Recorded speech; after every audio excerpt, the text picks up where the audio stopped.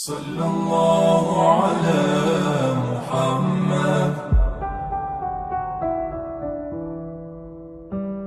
ایک بات بڑی ضروری ہے، وہ میں نے آپ سے ضرور کرنی ہے۔ ایک آیت ہے قرآن پاک کی سورۃ بقرہ پہلا سپارہ آیت نمبر 120۔ اللہ تعالیٰ نے ایک حد بیان کر دی، فرمایا وَلَن تَرْضَىٰ عَنْكَ الْيَهُودُ وَلَا النَّصَارَىٰ حَتَّىٰ تَتَّبِعَ مِلَّتَهُمْ۔ فرمایا یہ یہودی اور عیسائی تم سے ہرگز راضی نہیں ہوں گے۔ یہ قرآن ہے اور سادہ ترجمہ تفسیر کی بھی ضرورت نہیں۔ یہ معاہدے کر لیں، محبت کے وعدے کر لیں، یہ تم سے راضی نہیں ہوں گے۔ کب راضی ہوں گے؟ حتیٰ تتبع ملتہم، یہاں تک کہ تم ان کے دین کی پیروی کرنے لگ جاؤ۔ میرا جب پہلی دفعہ پاسپورٹ بنا تو میں نے سارا پڑھا، کتابیں پڑھنے کا شوق تھا شروع سے۔ اس کے ہر صفحے پہ لکھا ہے کہ سوائے اسرائیل کے، یعنی آپ پوری دنیا میں یہ سبز ہلالی پاسپورٹ لے کے جا سکتے ہیں، خبردار اسرائیل آپ یہ پاسپورٹ لے کے نہیں جا سکتے۔ یعنی اتنی نفرت کسی ملک سے کہ اس پر لکھ کے چھاپ دیا ہر صفحے پر کہ یہ پاسپورٹ سوائے اسرائیل کے ہر ملک کے لیے کارآمد ہے۔ میرا سوال ہے عرب کے ان لیڈروں سے جنہوں نے اسرائیل کے ساتھ معاہدہ کیا، مجھے بتاؤ تمہیں فلسطین کی بیٹیاں بھول گئی نا ساری کی ساری؟ تمہیں وہ ماں بھول گئی نا جو مسجد اقصیٰ کے دروازے پہ کھڑی ہو کے چیخیں مارتی تھی اور کہتی تھی کوئی علی کو خبر کرو کہ میری بچیاں قید میں ہیں؟ وہ بھول گئی؟ تمہیں وہ بہن بھول گئی نا جس پر شراب کی بوتل انڈیڑتے تھے اسرائیل کے فوجی؟ وہ آپ کو ابھی بھی ویڈیو مل جائے گی۔ وہ انڈیلتے تھے شراب کی بوتل، اسے پکڑتے تھے، دست درازی کرتے تھے، اور وہ بیٹی کہتی تھی یا رحمت للعالم۔ بھول گیا تمہیں وہ سارا کچھ؟ تم نے 1 منٹ لگایا اور تم معاہدہ کس سے کروا رہے ہو؟ امریکہ کے صدر سے؟ اتنا ظلم کیا تم نے، اتنا قاتل کے ساتھ معاہدہ؟ کیا سمجھتے ہو فلسطین والوں کا کوئی والی وارث نہیں؟ سنو، میرے رسول کریم صلی اللہ علیہ وسلم نے فرمایا میرا کوئی مالدار امتی دنیا سے چلا جائے، پیسے جائیدادیں چھوڑ کے، نبی پاک صلی اللہ علیہ وسلم نے فرمایا مسلمان ایک جسد واحد کی طرح، ایک جسم کی طرح، ایک حصہ تکلیف میں ہو تو دوسرا اس کی درد محسوس کرتا ہے۔ انسان کے وجود کے اندر سب سے قیمتی اس کا دماغ ہوتا ہے، اسی سے سوچتا ہے، اسی سے وہ عمل کرتا ہے، اسی سے منصوبہ بندی کرتا ہے، اسی سے وہ مومن ہوتا ہے، اسی سے معاذ اللہ کافر ہوتا ہے۔ اور وجود کے اندر جس کو درجے کے لحاظ سے بولنے میں بعض اوقات کم درجہ سمجھا جاتا ہے وہ پیر ہوتے ہیں۔ اور تو میری ٹھوکر کے بھی قابل نہیں، میں تجھے جوتے کی نوک پہ، پیر کی نوک پہ بھی نہیں سمجھتا۔ ہم یہ کہتے ہیں محاورتاً کہ تو پیروں کے قابل بھی نہیں، یعنی سب سے اعلیٰ درجہ دماغ کو دیا، دل کو دیا، اور سب سے ہلکا درجہ پاؤں کو دیا۔ لیکن مجھے بتلائیے گا اگر کبھی پاؤں کی سب سے چھوٹی انگلی، چھنگلیا، چیچی، اس پہ اگر کبھی زخم لگ جائے تو جسم کا سب سے اعلیٰ حصہ دماغ ہے، دماغ نے کبھی یہ کہا ہے کہ چھوڑو یہ تو سب سے نچلا درجہ ہے، نہیں جانا ڈاکٹر کے پاس، اتنا ٹائم کہاں ہے، رہنے دو، چھوٹی سی تو انگلی ہے، خیر ہے؟ ایسا کبھی ہوا ہے؟ دماغ فوراً کہتا ہے کہ باقی کام بعد میں کریں گے، پہلے ڈاکٹر کا پتہ کرو، اس کو مرہم پٹی کراؤ، کیونکہ اسے پتہ ہے کہ اگر یہاں درد رہی تو باقی جسم میں بھی درد رہے گی۔ اور یہ بھی پتہ ہے دماغ کو کہ اگر میں نے یہاں علاج نہ کرایا انگلی کا تو کہیں پیر بھی سارا زخمی نہ ہو جائے، اور اگر پیر کا علاج نہ کرایا تو ٹانگیں اور باقی وجود تک بھی زخم نہ آ جائے۔ لہذا دماغ جلدی فیصلہ کرتا ہے، ٹیسٹ کرانے کا، چیک اپ کرانے کا، دوائی لینے کا، مرہم پٹی کا۔ اور میرے بھائی مسلمان ایک وجود کی طرح ہے، یہ تو ہو سکتا ہے کچھ مسلمان ملک غریب ہوں اور کچھ کے پاس تیل کے کنویں ہوں، کچھ کے پاس سونے کے پہاڑ ہوں، یہ تو ہو سکتا ہے کہ بعض اوقات یہ وہ سمجھ لیں کہ ہم اعلیٰ درجے کے ہیں، لیکن یہ یاد رکھیں اگر ایک جسم کی طرح ہیں، سوچتے ہیں اور ہیں، کیونکہ نبی پاک نے فرمایا ہے، اگر اس طرح سوچتے ہیں تو پھر میرا خیال ہے کہ جس طرح تیل کے کنویں والے کو اپنی درد ہوتی ہے نا، سونے کے پہاڑوں والے ملک کو جس طرح اپنی درد ہوتی ہے نا، اس طرح اسے کسی کو بھیکارت کی نظر سے دیکھنا نہیں چاہیے، چونکہ جسد واحد ہے۔ اور جسد واحد میں اگر کوئی درجہ بڑا بھی رکھتا ہو کہ جناب ہمارے پاس ایک بڑی جگہ ہے، متبرک جگہ ہے، ہم بڑے ہیں، تو آپ بڑے ہیں، لیکن بڑا دماغی یہ فیصلہ کرتا ہے کہ بھائی وہ چھوٹا سا پیر کا حصہ زخمی ہے، جلدی کرو علاج کراؤ، لیکن بڑے دماغ والا کہے کہ میرا گھر تو محفوظ ہے۔ معراج کی بات کرنے کا تو اب وقت آیا ہے، اس لیے کہ معراج کا سارا واقعہ تو مسجد اقصیٰ کے گرد گھومتا ہے۔ سبحان الذی اسری بعبدہ لیلا من المسجد الحرام الی المسجد الاقصی. حضور نے معراج کی رات مسجد اقصی میں نماز پڑھائی تھی. اور ایک بار پھر سے طیبہ سے فلسطین میں آ، راستہ دیکھتی ہے پھر مسجد اقصی تیرا. ایک بار حضور گئے تھے مکے سے مسجد اقصی، اور پھر حضور فرماتے ہیں جب میں واپس گیا نا تو کفار نے جو کہ مسجد اقصی دیکھی ہوئی تھی تو مجھ سے پوچھنا شروع کر دیا کہ مسجد اقصی کی کھڑکیاں کتنی ہیں، دروازے کتنے ہیں، پلر کتنے ہیں. جب انہوں نے سوال جواب کیے تو حضور فرماتے ہیں کہ رب کریم نے مسجد اقصی کو اٹھا کے میرے سامنے رکھ دیا. میں دیکھتا جاتا تھا، بتاتا جاتا تھا. کہہ لوں بات کر لوں.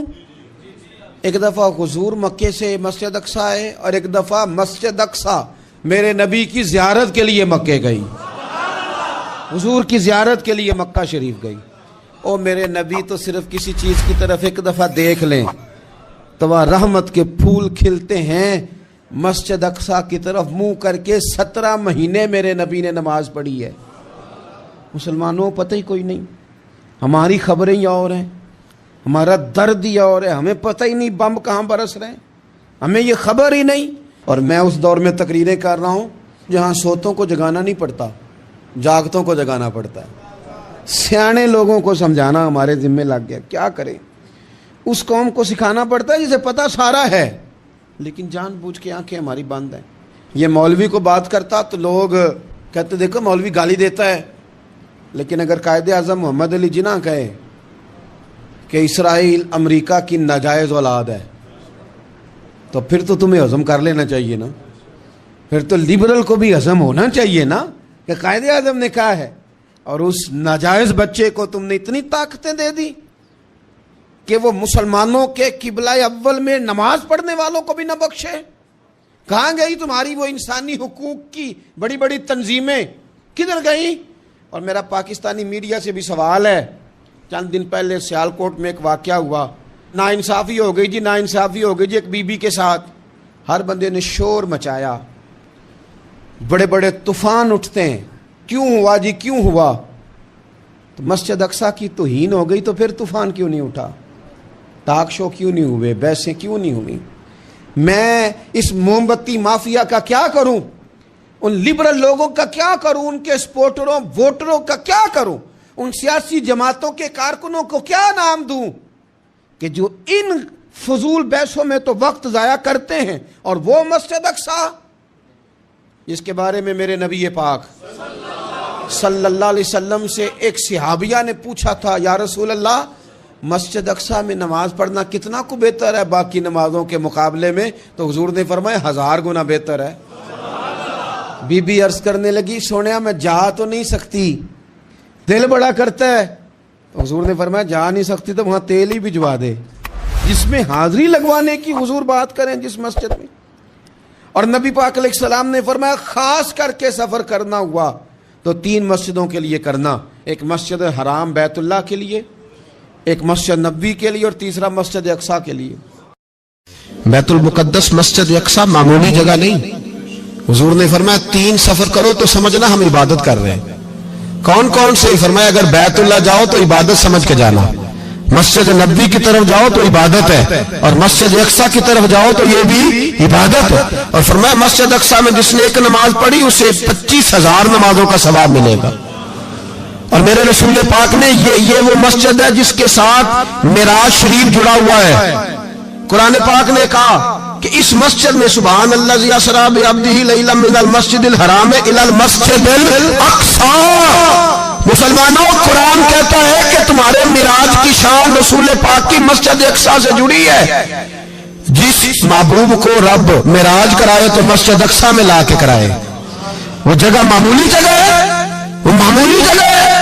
مسجد اقصی نبی پاک نے وہاں نبیوں کی امامت کرائی. 17 مہینے اس مسجد کی طرف منہ کر کے تیرے اور میرے رسول نے نمازیں پڑھی.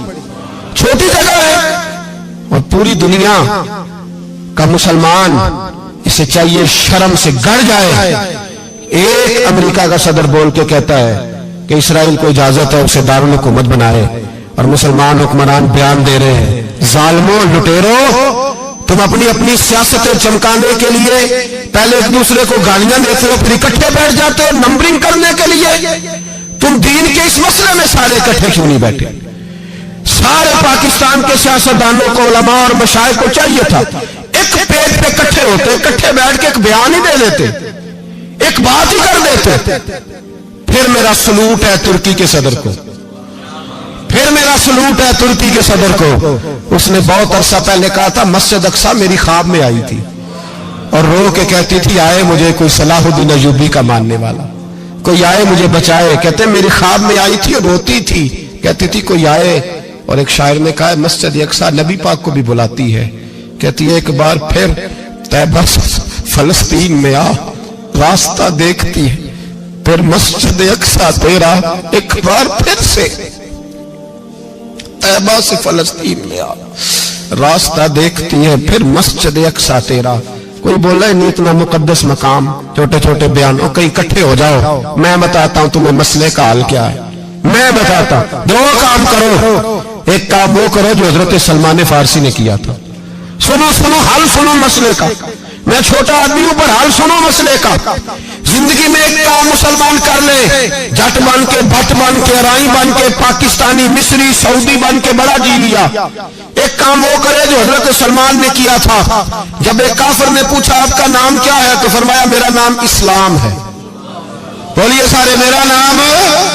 कहा तुम्हारे बाप का नाम, फरमाया इस्लाम। दादा का नाम, का इस्लाम। परदादा का नाम, बाजू तेरा तौहीद की कुव्वत से कमी है, इस्लाम तेरा देश है तो मुस्तफवी है। एक काम वो करो जो हजरत सलमान ने किया था। काफिर जब पूछे तो कहो हम सारे इस्लाम हैं, हम सारे क्या हैं, हम पहले मुसलमान हैं, बाकी बाद में कुछ और चीज। दूसरा काम वो करो जो हजरत अमीर मुआविया ने किया था। सुन लो ये हाल है इस मसले का। सुनो हजरत मौला अली शेर खुदा रज़ी अल्लाह ताला अन्हु और जनाबे अमीर मुआविया की जंग हो रही थी, लड़ाइयां हो रही थी, इख्तलाफात थे, फौजें बैठी थी। हजरत मौला अली और जनाबे अमीर मुआविया की जंग हो रही थी। तो रूम के बादशाह ने, ईसाई बादशाह ने हजरत अली को खत लिखा कि मैं तेरे ऊपर हमला करने वाला हूं। खत लिखा ना हजरत अली को, तो जवाब हजरत अमीर मुआविया ने लिया। चाहिए था ना मौला अली जवाब देते, हजरत अमीर मुआविया बोले और बोल के कहने लगे और रूम के कुत्ते, हम घर में जितना मर्जी लड़े, ये ना समझना तू अली पे हमला करेगा तो मैं तमाशा देखूंगा। फरमाया तो अली पे हमला कर तो सही, अली सिपा सलार होगा और अमीर मुआविया उसका सिपाही होगा। घर में जितना मर्जी लड़े पर रसूलुल्लाह के नाम पे हम इकट्ठे हो जाया करते। ये रसूलुल्लाह का दीन है, उस पे हम इकट्ठे हैं, यकजान हैं।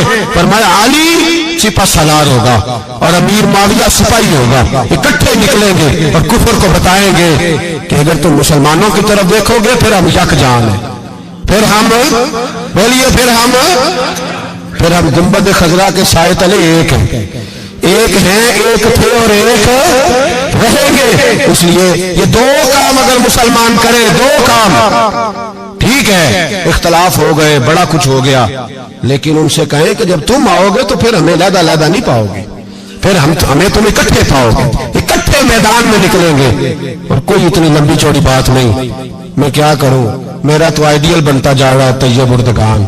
अजीब बात है ना कि उसके पास अपनी ताकत आपसे कमजोर है, आपकी तगड़ी है। उसके पास जो फौजी ताकतें हैं वो अपनी जगह पर, आपकी फौजी ताकतों का लोहा मानती है दुनिया।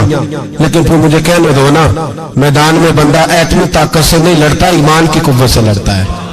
तो बोल उठा है ना, क्या कर लिया उसने अपनी पार्लियामेंट से खिताब किया है, मुतालबा है, उलमा से गुजारिश है, मशाइख से गुजारिश है, हर मकतबा फिक्र के आदमी से गुजारिश है, उलमा और सियासतदानों से अपील है कि पार्लियामेंट का मुश्तरका इजलास बुलाएं, मुश्तरका, उसमें हर सियासी जमात का लीडर बैठे और इकट्ठे बैठ के उनको ये मैसेज दे कि बाजू तेरा तौहीद की कुव्वत से कवी है, इस्लाम तेरा देश है, तू मुस्तफी। और उनको बताएं कि हजारों कौमें वजूद में आई, दहर में खुश्क तर के रिश्ते से हमने बुनियाद दोस्ती रखी, याद खैरुल बशर के रिश्ते से। मुसलमान ही नहीं होता।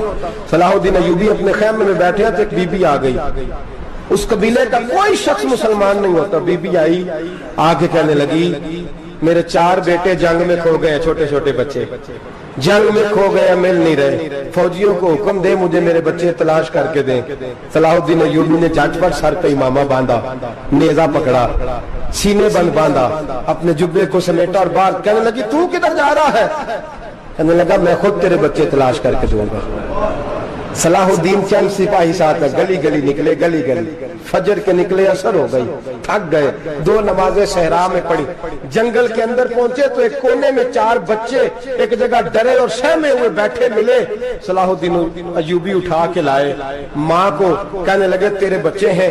نکلا اس لیے تھا کہ میرے نبی نے فرمایا بچے جدا ہوں تو ماں کو درد بڑا ہوتا ہے، اور میرے رسول نے فرمایا تھا جب جنگ کرنے جاؤ تو کھیت برباد نہ کرنا، فصلیں تباہ نہ کرنا، بچوں کو ماں سے جدا نہ کرنا۔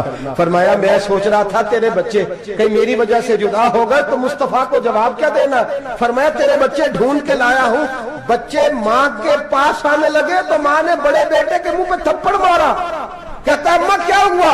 کہنے لگے تو نے سنا نہیں کہ دشمن کے بچوں کی اتنی حفاظت کرتا ہے؟ میرے پاس نہ جا، اس کے قدموں میں بیٹھ جا، جس نبی کے غلام اتنے سچے ہیں وہ نبی کتنا سچا ہوگا۔ بنو قریظہ اور بنو نذیر 2 محلے تھے یہودیوں کے۔ یہودیوں نے بڑی عہد شکنی کی تو نبی پاک صلی اللہ علیہ وسلم نے ان کو بے دخل کر دیا، مدینے سے نکال دیا، مدینہ منورہ سے۔ یہودی نکل گئے مدینہ طیبہ سے، تو جب وہ نکل کے جا رہے تھے تو ان کے مکان، ان کے باغ، ان کی جائیدادیں بچ گئیں۔ نبی پاک علیہ السلام نے انصار مدینہ کو پہلے بلایا، جاگ رہے ہیں نا آپ لوگ؟ پیسے آتے کسی کو برے لگتے ہیں؟ اب تو یہ بھی حلال حرام کی تمیز بھی اٹھتی جا رہی ہے۔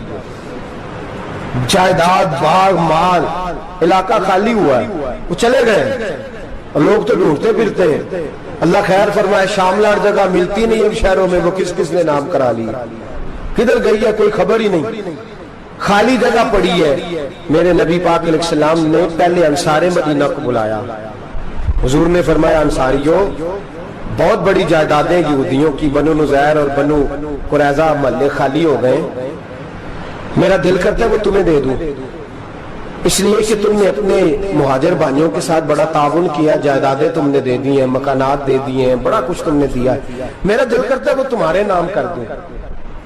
تو انصار مدینہ کیا کہنے لگے یا رسول اللہ دے تو ہم نے دیا ہے پر وہ بیچارے جھچکتے ہی رہتے ہیں، وہ جھچکتے ہی رہتے ہیں، کھل کے ہماری چیزیں استعمال نہیں کرتے۔ تو حضور ہم تو پہلے ہی انصار ہیں، ہمارے پاس بڑا کچھ ہے، آپ مہربانی فرمائے وہ سارا کچھ مہاجروں کو دے دے مہاجرین کو، ہمیں نہیں چاہیے۔ اب چلے گئے بات کر کے، میرے حبیب پاک نے مہاجروں کو بلا لیا، فرمایا بنو نذیر اور بنو قریظہ قبیلے کی جائیدادیں آئی ہیں، تمہارے پاس بظاہر جو چیزیں ہیں بھی وہ بھی انصار مدینہ کی ہیں، تو میرا یہ خیال ہے کہ وہ سارا کچھ تمہیں دے دیا جائے۔ ابو بکر صدیق رضی اللہ تعالیٰ عنہ کہنے لگے یا رسول اللہ صلی اللہ علیہ وسلم ہمارے انصار بھائیوں نے ہمارے لیے دل تک کھول دیے ہیں، حضور انہوں نے ہر چیز بانٹ کے ہمارے سامنے رکھ دی ہے، ہم اتنے خرد غرض ہیں کہ سارا کچھ لپیٹ جائیں۔ کہا حضور ہمارے پاس جو مکان ہے وہ ہے، ہم کاروبار کر رہے ہیں، تجارتیں کر رہے ہیں، مزدوریاں کر رہے ہیں، ہم انشاءاللہ اور بنا دیں گے، آپ یہ ہماری طرف سے ہمارے انصار بھائیوں کو گفٹ کر دیں، آپ انہیں دے دیں۔ میرے حبیب کی آنکھوں میں آنسو آ گئے، میرے نبی پاک علیہ السلام رو پڑے، یا رسول اللہ آپ کیوں روتے ہیں؟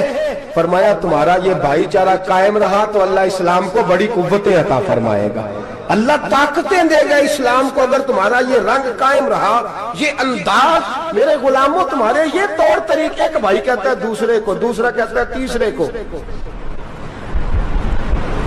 مسلمانوں کی نا ایک تعداد لڑتے لڑتے لڑتے لڑتے دور چلے گئی، تاتاریوں نے قید کر لیا، 4 مسلمان تھے، تبلیغ کرنے گئے، جنگ کرنے گئے، جہاد کرتے کرتے کافروں سے لڑتے لڑتے تاتاری قوم میں چلے گئے، وہاں قید کر لیے گئے تو سزائے موت کا حکم ہوا، 4 بزرگ تھے، سزائے موت کا حکم ہوا تو تاتاری بادشاہ جو تھا وہ بڑا خلاف تھا، بڑا سخت مخالف تھا مسلمانوں کے، اس نے کہا کہ ان کو جب پھانسی دینا نا مسلمانوں کو تو میرے سامنے دینا۔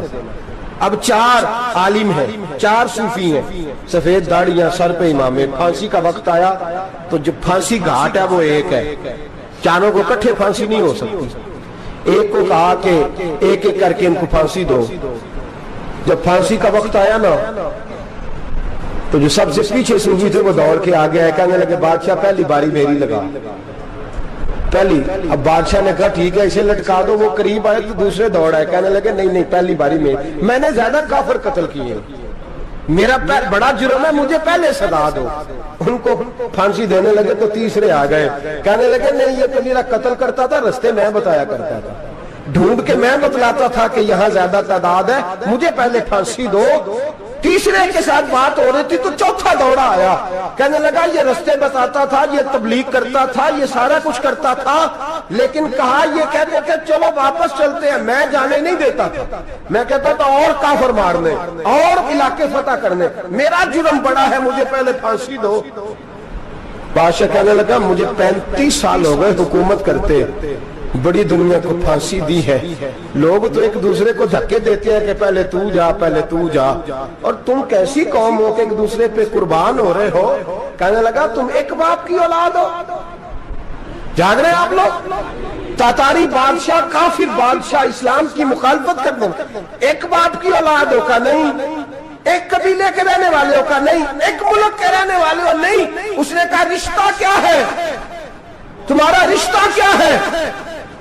تو بول کے کہنے لگے خدا ایک ہے نبی ایک ہے, خدا ایک ہے اور نبی منفرد ایک ہے, اس قوم کی نقصان بھی ایک ہی سب کا نبی, اللہ بھی قرآن بھی ایک.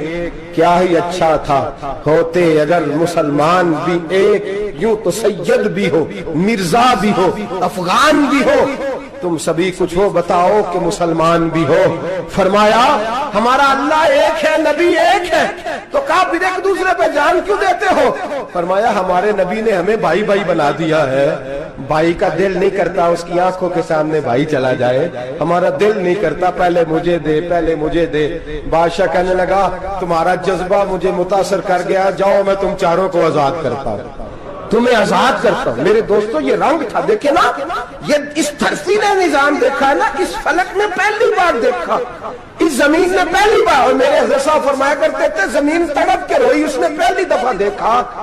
احد کا میدان ہے, 3 صحابہ تپتی ہوئی زمین پہ زخموں سے چور چور پڑے ہیں. حضرت انس بن نضر رضی اللہ تعالیٰ عنہ پانی کا پیالہ لے کے پہنچے, ایک زخمی سے کہا تجھے پانی پلانا ہے, تو کہنے لگا میرے زخم تھوڑے ہیں, وہ جو ساتھ پڑا اس کے زخم گہرے ہیں, پہلے اسے پانی پلا دے, جا اسے دے دے. اس کے پاس پہنچے تو وہ کہنے لگا وہ مجھ سے پہلے گرا تھا, اس کا زخم زیادہ گہرا ہے, اسے پانی پلا. تیسرے کے پاس گئے تو کہنے لگا چوتھا تڑپ زیادہ رہا ہے, اس کی عمر زیادہ ہے, میں تو جوان ہوں برداشت کر لوں, بڑھاپے کی وجہ سے نڈھال ہو گیا, پہلے اسے پانی پلا. چوتھا کہنے لگا 5ویں کے پاس جا, 5واں کہنے لگا 6ٹھے کے پاس جا. حضرت انس بن نضر کہتے میں رو پڑا, میں نے کہا محمد کے غلاموں, رسول نے تمہیں کیسا جذبہ دے دیا ہے, زبانیں پیاس سے باہر ہے لیکن تمہاری اخوت مرتے دم تک قائم ہے.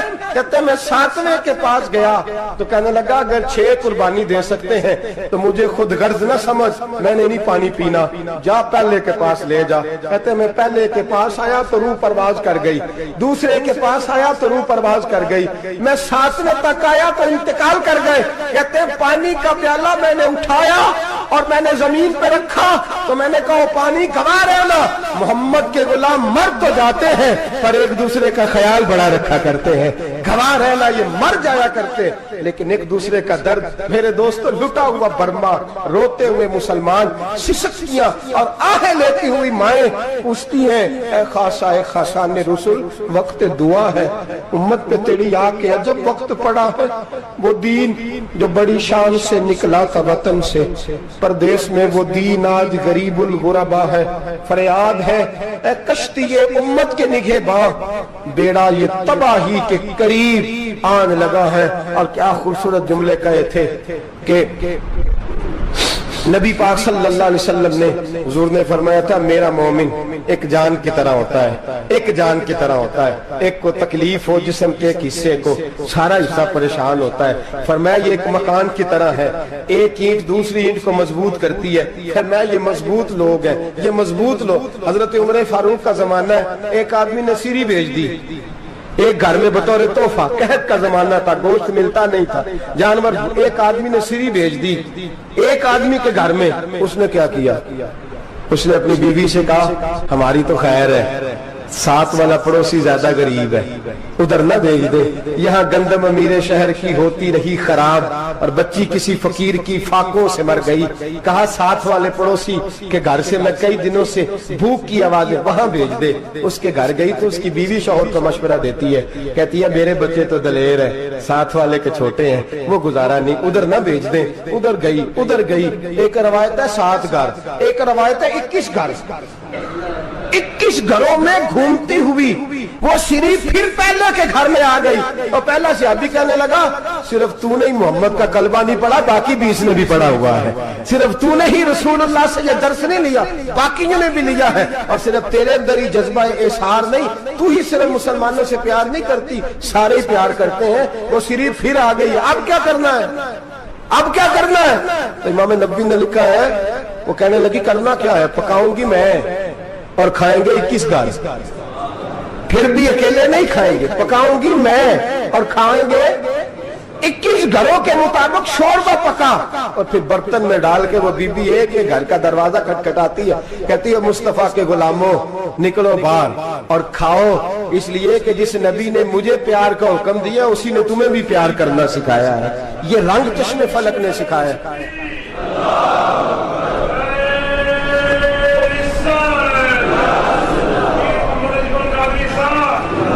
آپ کی بڑی مہربانی، زندہ باد وہی ہے جس کو اللہ رسول زندہ باد فرمائے، بڑی مہربانی، اللہ جزا دے۔ عرض یہ کرنے جا رہا تھا کہ رسول کریم صلی اللہ علیہ وسلم نے پیغام دیا امت کو، فرمایا دیکھیں نا کتنے بڑے لفظ ہیں، یہ نہیں فرمایا دوزخ میں جائے گا، یہ نہیں فرمایا کہ اسے جہنم کی سزا ملے گی، میرے نبی نے فرمایا میں اسے مومن مانتا ہی نہیں، میں اسے مسلمان اپنا مانتا ہی نہیں۔ حضور کسے؟ فرمایا جو پیٹ بھر کے کھاتا ہے اور اس کا ہمسایہ بھوکا سو جاتا ہے، میں مومن ہی نہیں مانتا۔ سزا تو تب ملے گی نا کہ جب میں کسی سزا کا اعلان کروں، میں مانتا ہی نہیں، وہ میرا ہے ہی نہیں، خود پیٹ بھر کے کھا رہا ہے، ہمسایہ اس کا بھوکا، میں نہیں مانتا۔ انما المؤمنون اخوہ، مومن بھائی بھائی، میں مانتا ہی نہیں اسے۔ اور میرے حبیب پاک اتنے بڑے لفظ حدیث میں اور کہیں نہیں ملیں گے، آپ کو اتنے بڑے جملے کہیں نہیں ملیں گے۔ میرے نبی پاک نے فرمایا اللہ کہے گا قیامت کے دن، کون؟ اتنے بڑے لفظ حدیثوں میں ملتے نہیں جتنے یہ ہیں۔ حضور نے فرمایا رب فرمائے گا بندے سے کہ میں تیرے پڑوس میں بھوکا تھا، تو نے مجھے روٹی کیوں نہیں کھلائی؟ کون کہہ رہا ہے؟ اللہ کہہ، میں بھوکا تھا تو نے روٹی نہیں دی، میں ننگا تھا تو نے کپڑا نہیں دیا، میں پیاسا تھا تو نے پانی نہیں پلایا، میں بیمار تھا تو تیمارداری۔ یا اللہ نہ تو کھاتا ہے، نہ پیتا ہے، نہ کپڑا پہنتا ہے، نہ تو بیمار ہوتا ہے، لا تاخذہ سنۃ ولا نوم، تجھے بیماری آتی نہیں، اونگ نیند نہیں آتی، میرے مالک تو میرے پڑوس میں تھا۔ تو حضور فرماتے ہیں رب فرمائے گا وہ جو بندہ تیرے پڑوس میں بھوکا تھا تو بندہ تو میرا ہی تھا نا، وہ جو بندہ تیرے پڑوس میں ننگا تھا تو بندہ تو میرا ہی تھا نا، وہ جو تیرے پڑوس میں پیاسا تڑپتا رہا تو وہ میرا ہی بندہ تھا۔ تو دوائی لینے جائے تو بڑے اسپتال میں اور اس بیچارے کو 20 روپے پرچی کے بھی میسر نہ آئے تو میرا ہی بندہ تھا۔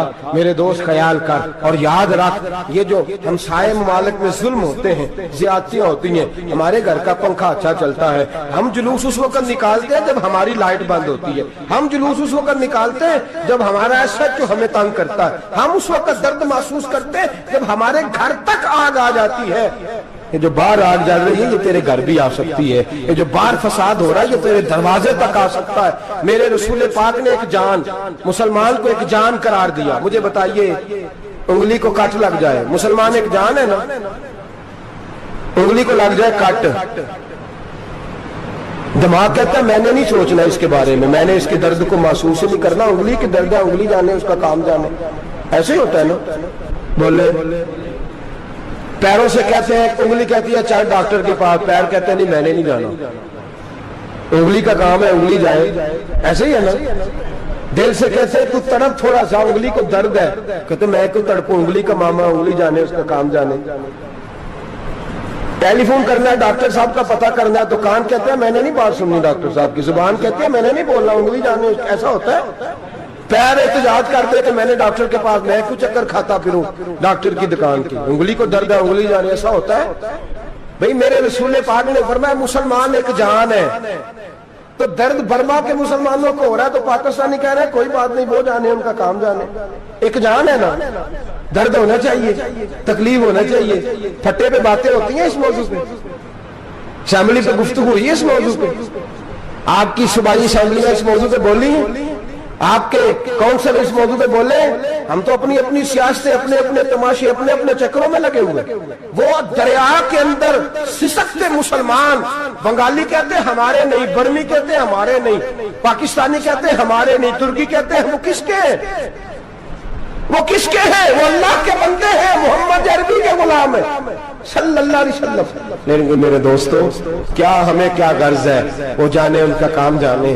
یہ جب تیرے پیروں تک آگ آئے گی پھر تجھے پتا چلے گا یہ بڑی سخت آگ ہے.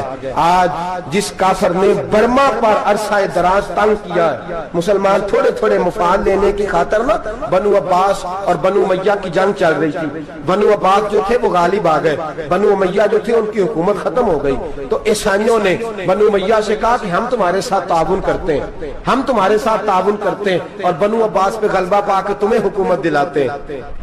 بنو امیہ بڑی جدوجہد کر رہے تھے بادشاہی کے لیے، لیکن انہوں نے کہا کہ ہم لڑ رہے ہیں، کوشش کر رہے ہیں، لیکن ہمیں کسی کافر کی مدد کی ضرورت نہیں. ہم جتنا مرضی لڑیں لیکن کافروں کے ہاتھ بنو عباس کو مروانے کو ہم تیار نہیں ہیں. ہمیں خبردار، تمہارا آپس کا معاملہ ہے، ہم خود نمٹ لیں گے، تمہیں اجازت نہیں دیتے تم اندر کودو اور کود کر کے تم فسادات پیدا کرو اور مسلمانوں کے اندر تقسیم کرو. میرے دوستو، مسلمان کو سوچنا چاہیے، سوچ بڑی رکھنی چاہیے.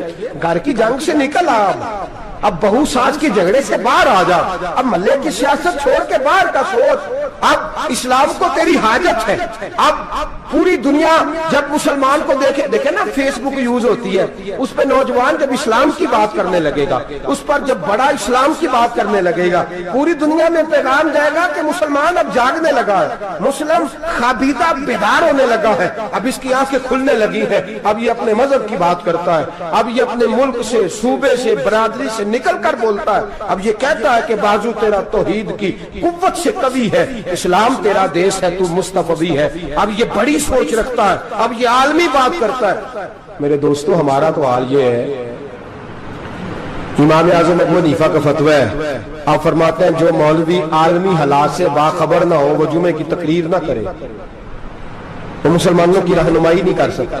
عالمی حالات سے جو خبردار نہ ہو، تو جس کو چھٹی ہو جائے، تو نے ختم نہیں پڑھا، دوڑ جا مسجد سے، تو ختم نہیں پڑھتا ہمارے، تجھے پتہ ہی نہیں تو کہاں رہتا ہے، بھاگ جا.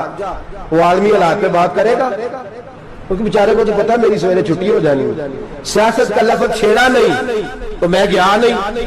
یاد رکھے، وہ جو بیداری ہے، وہ جو اعلیٰ ظرفی ہے، وہ جو بڑی سوچ ہے، وہ جو ملت کی سوچ ہے، وہ جو قومیت کی سوچ ہے، وہ جو آگے بڑھنے کا زاویہ ہے، وہ تو اندر. اقبال کہتا ہے گلا تو گھونٹ دیا اہل مدرسہ نے تیرا، گلا تو گھونٹ دیا اہل مدرسہ نے تیرا.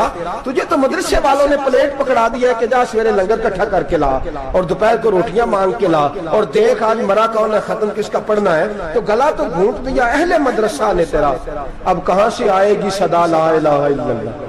تو گھونٹ دیا تیرا گلا، تو کیسے بڑی بات کرے گا؟ بڑی بات کے لیے بڑی سوچ چاہیے، بڑی تبودو چاہیے، بڑی کوشش چاہیے، بڑا حوصلہ چاہیے. مسلمان چھوٹی چھوٹی لڑائی میں، چھوٹی چھوٹی جنگ میں، ایک دکاندار دوسرے دکاندار سے لڑ رہا ہے، گلی والا دوسری گلی والی سے لڑ رہا ہے، محلے والا محلوں پہ اعتراض. ایک شہر میں رہنے والے میں نے دوسرے محلے پہ اعتراض کرتے دیکھے. یقین کریں، ایک شہر میں رہنے والے، علاقے میں بسنے والے کہتے ہیں بھائی توبہ ہے اس محلے تو اللہ ہی بچائے. لا حول ولا قوت. وہ جو تقسیم در تقسیم کی سوچ ہے، اس نے چھوٹے چھوٹے ٹکڑوں میں مسلمانوں کو بانٹ دیا ہے. چھوٹی چھوٹی تقسیم ہے، چھوٹا چھوٹا ہمارا مزاج ہے، چھوٹی سوچ ہے. بڑی سوچ کی بات سنیے. صلاح الدین ایوبی، جاگ رہے نا آپ لوگ؟ تو آخر حضرت صاحب ایڈی وڈی گل چھیڑ چھڑی ہے، یہ مطلب ہی کون نہیں، کنے برما جانا ہے تو کنے مدد کرنی ہے. میں تو بھائی فریضہ سر انجام دے رہا ہوں. میرے نبی نے فرمایا برائی کو یا ہاتھ سے بدل، ہاتھ سے نہیں بدل سکتا تو زبان سے تو بولنا. تو میں معذور ہوں، کمزور آدمی ہوں، ہاتھ سے بدلنے کی طاقت نہیں رکھتا، تو دوسرے درجے پہ تو مجھے عمل کرنے دو نا. اثر کرے نہ کرے سن تو لے میری فریاد، نہیں ہے داد کا طالب یہ بندہ آزاد. رونے تو دو، تڑپنے تو دو، آہیں تو بہانے دو، سسکیاں تو لینے دو، مار کھائیے تو تڑپنے تو دو. وہ قرآن پاک برما میں پابندی لگی ہے تو میں یہاں سوچنے لگا ہوں کہ وہاں تو پابندی لگی ہے، یہاں پہلے ہی لوگ کوئی نہیں پڑھتی. معاذ اللہ تعالیٰ حالات دن پہ دن مسلمانوں کے لیے ایک ایک کر کے. افغانستان میں جو آگ لگی تھی، پھر وہ عراق میں بھی لگی، پھر وہ لیبیا میں بھی لگی، پھر وہ مصر میں بھی لگی، پھر وہ یمن میں بھی لگی.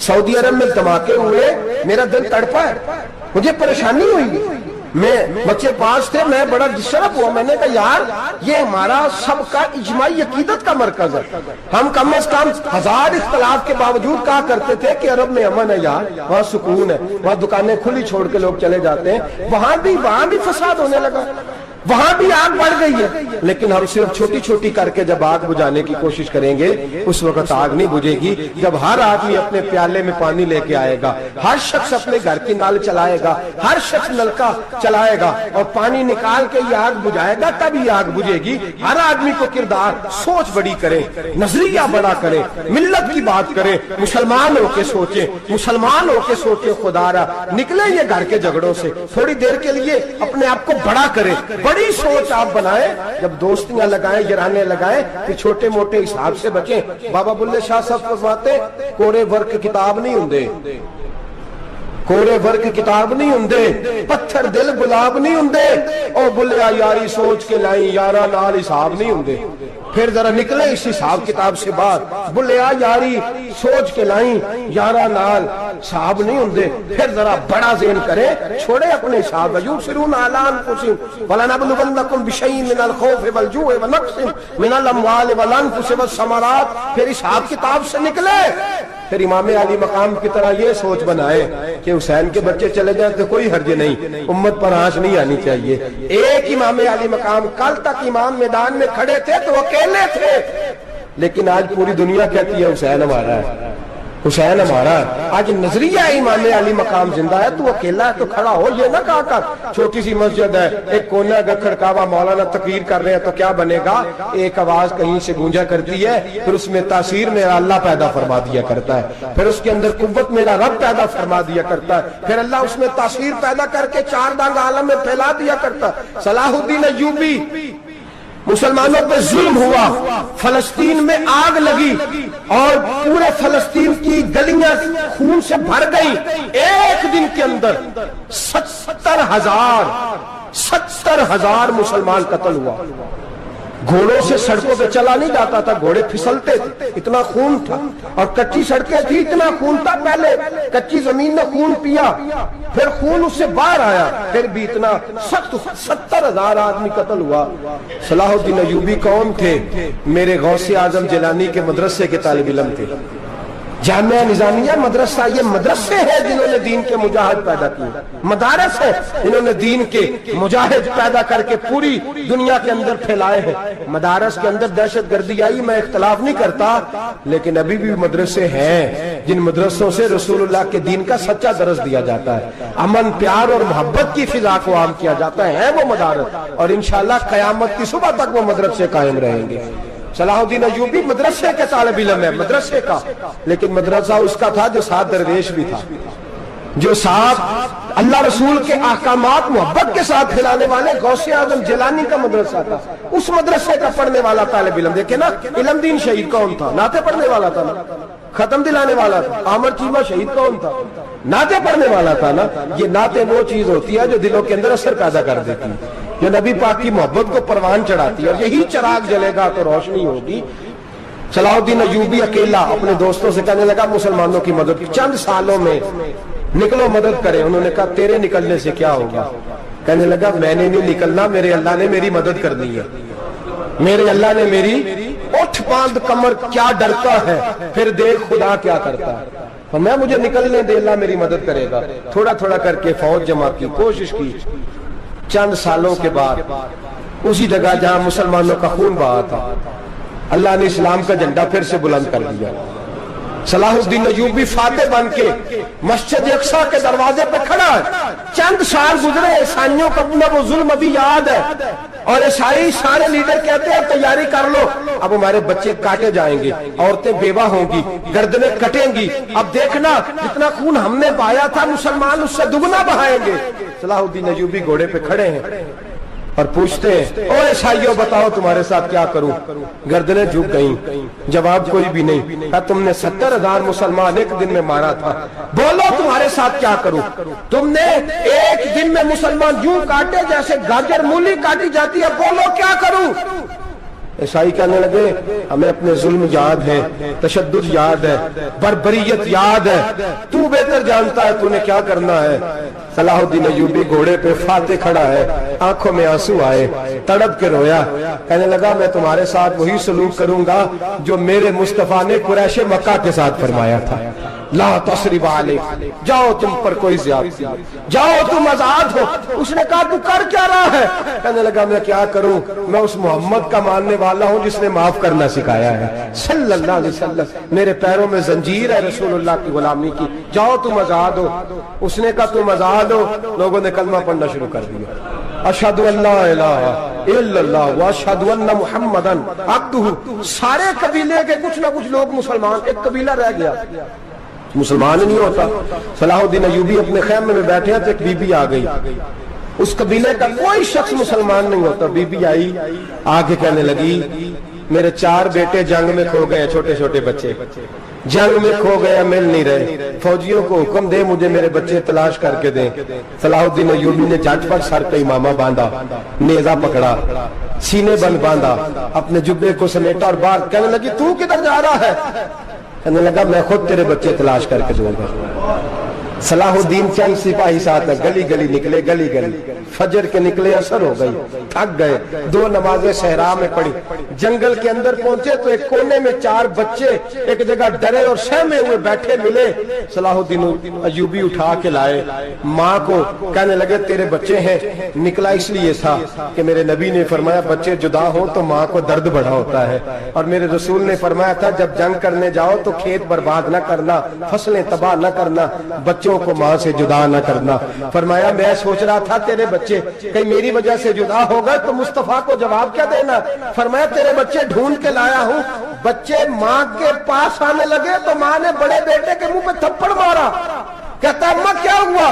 کہنے لگے تو نے سنا نہیں کہ دشمن کے بچوں کی اتنی حفاظت کرتا ہے، میرے پاس نہ جا، اس کے قدموں میں بیٹھ جا۔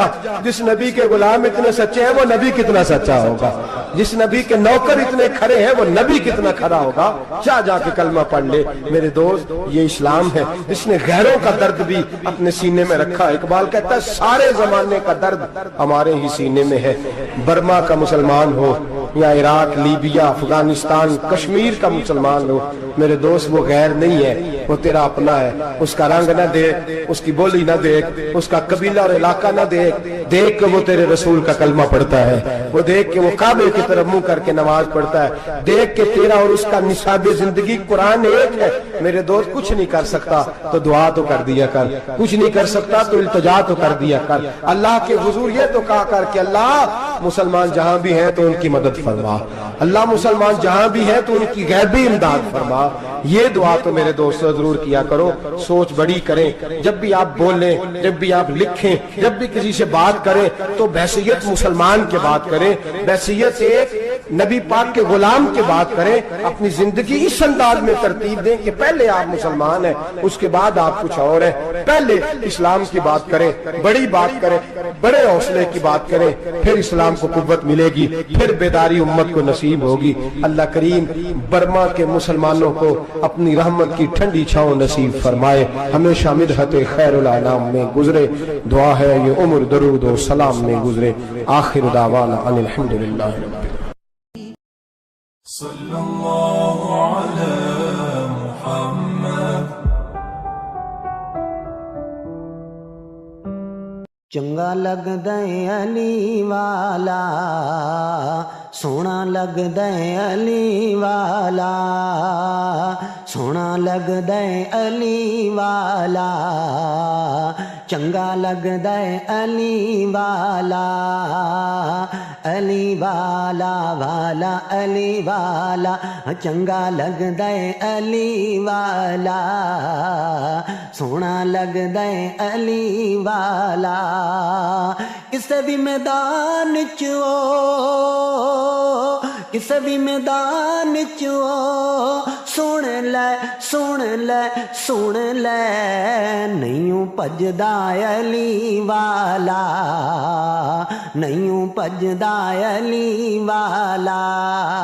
صلی اللہ علی محمد۔